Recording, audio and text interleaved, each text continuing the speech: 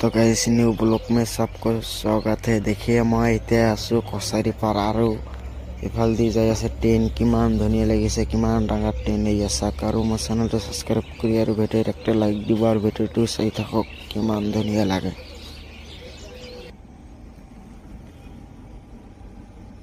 এটা 12 বাজে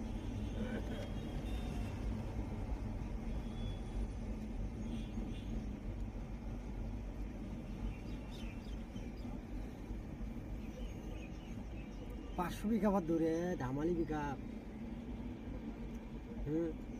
दूरे ना तो 500 बीघा दूरे धामाली स्पीड जाता है।